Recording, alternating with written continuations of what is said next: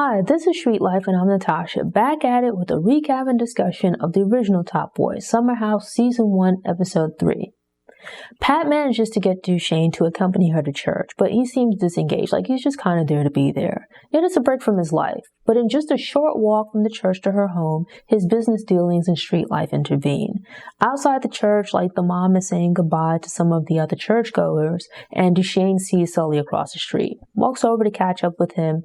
Sully's concerned because it's been, I think he says 3 days since he's seen Dushane. And this is since they murdered Sean.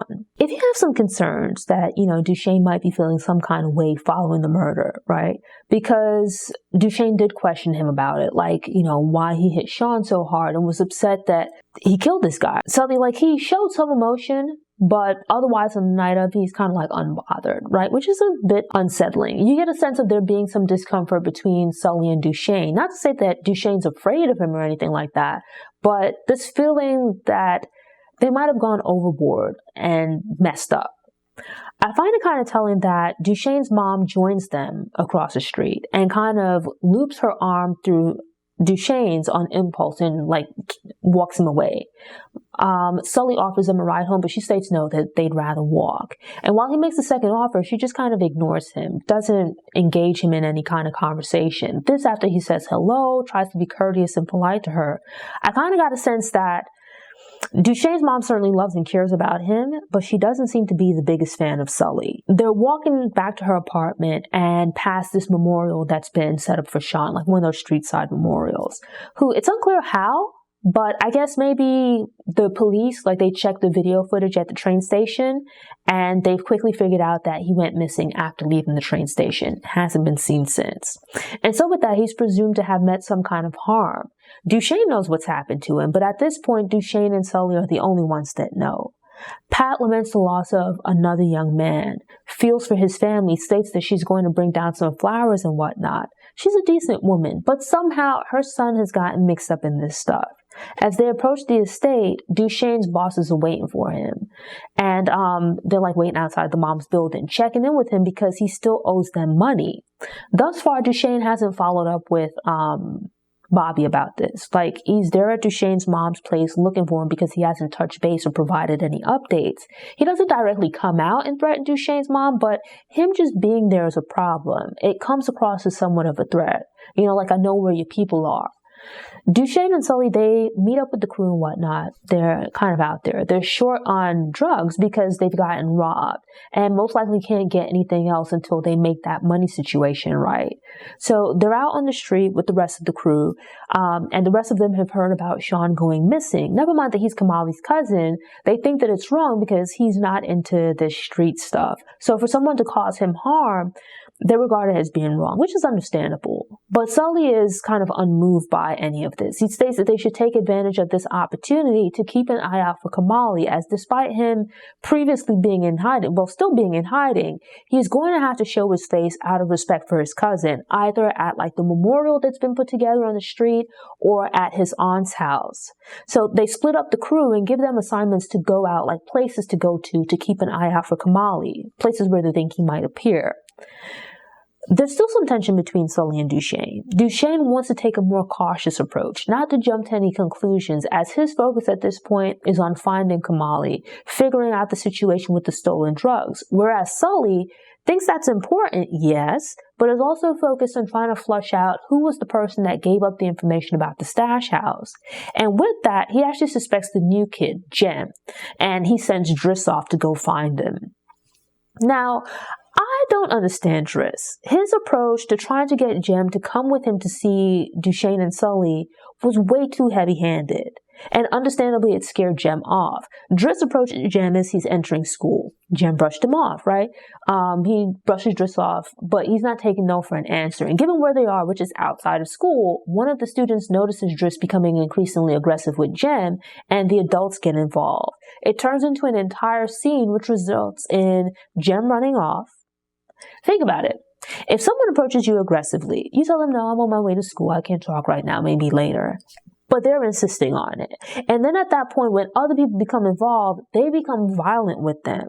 How likely are you to believe this person that they don't mean you any harm? Especially if you take off running and they run after you, yelling and cursing at you. How likely are you to believe that they just want to talk?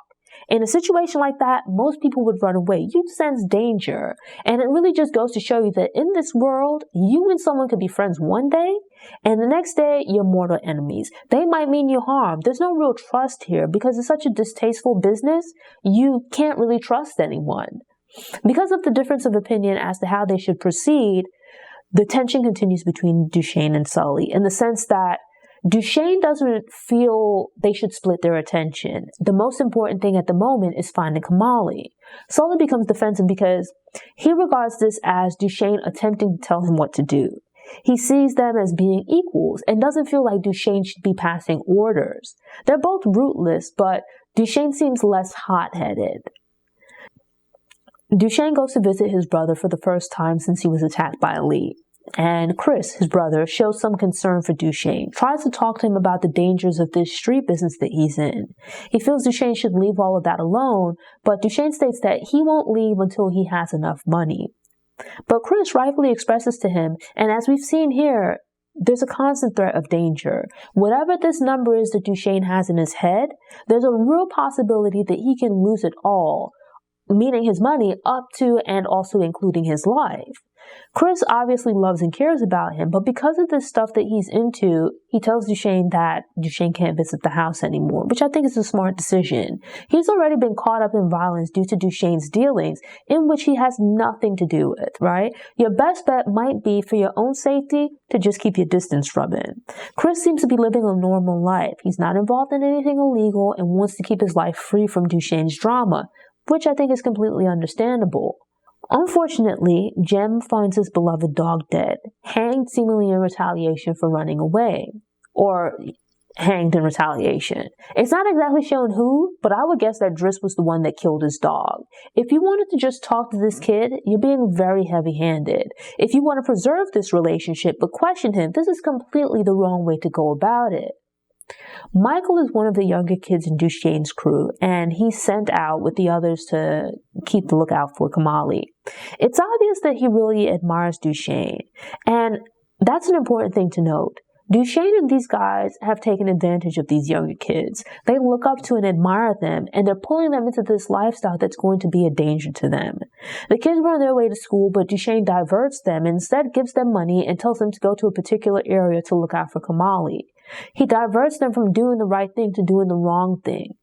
Driss roughs up Raynell while looking for Jem, and Dushane happens to come along at just the right time. He explains to Driss that him roughing up this kid is not a good idea. It's not necessary, first of all. And then secondly, what would you expect? Jem is his friend, and he says that he doesn't know where Jem is. And if he did, what's the likelihood that he's going to tell Driss, especially given that he's been so rough and aggressive with him? Raynell finds Jem and gets in touch with Leon, who takes them home and talks to Dushane.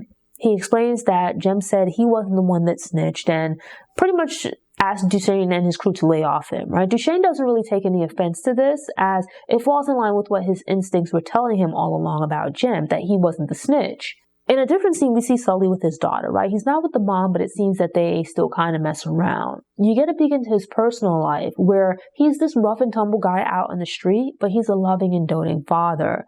It's like all of them have this street life versus who they are at home with their families. He's one way with his daughter and the mother of his child, but he's completely different out on the street.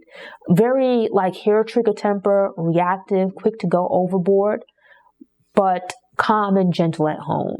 Because Leon dares to come and talk to them, he pulls a gun on Leon. Dushane has to talk him down from harming Leon, and the reality is that there's no real reason for it. It's just a matter of him being hot-headed. He has problems with authority.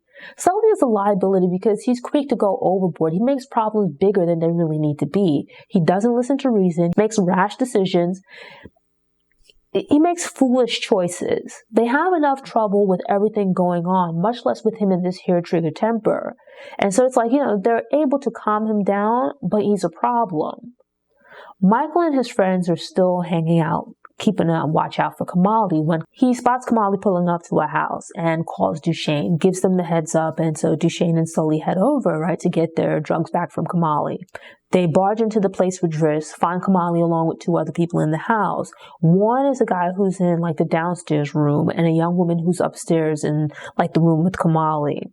Basically, they kidnap him, which I would then think this is a problem because they go into the house, none of them are wearing masks or anything, right? Their faces are plainly visible. They attack the guy downstairs, they attack Kamale, they pull guns on him in view of the girl. They didn't do anything to her.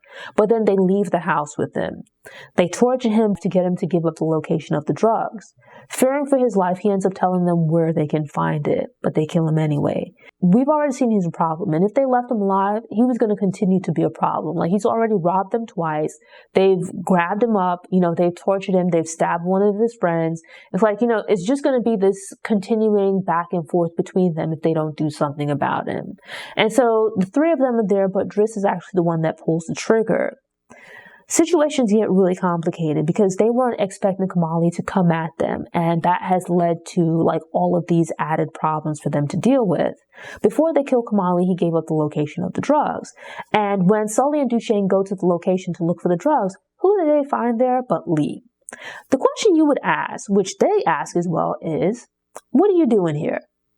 He tries to play it off as that he was there to get back like the drugs, to give it to them, but they quickly realize that if you don't have dealings with Kamale, how is it that you know where the drugs are located? And even if you located drugs, you found out or whatever it is, however it happened, why would you go there instead of letting them know where it is? What are the odds of you being there?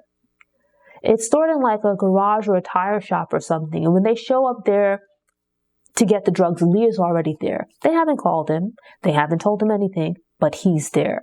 It makes it clear that he's the snitch, the person that gave up the location of the stash house and caused them to be robbed for the second time, and likely the first. There's a good chance that he was behind that too. They work for him, but he's allowed them to be robbed twice. He hasn't done anything to retaliate or to help them rectify the situation. It's like, if anything, you can sense that there's some tension between him and Dushane, that he doesn't like Dushane. By setting them up to be robbed not once but twice, it makes them look weak. It gives a reason, or rather an excuse, for Bobby to get rid of Dushane and Sully. Lee probably sees Dushane as being a threat, and this is like his attempt to get Dushane out of the way. It really just goes to show you that in this line of business, you can't trust anyone. Everyone's out for themselves, as Leon pointed out to Raynell and Jem. You might think these guys are your friends, especially Jem, who looks up to them. But they just do that buddy-buddy big brother stuff as a means to lure you in, to get you to feel like you guys are friends so that you'll do what they ask. It's really a manipulation tactic. It goes to show you that, like, Lee can't be trusted. He's put your life in danger multiple times, and so with that, they get rid of him. Thanks for tuning in. To ensure you don't miss any episodes, subscribe to the channel, click the notification bell, and check out my Top Boy playlist. Go ahead and click that thumbs up button if you like what you saw, and go ahead and share it on social media.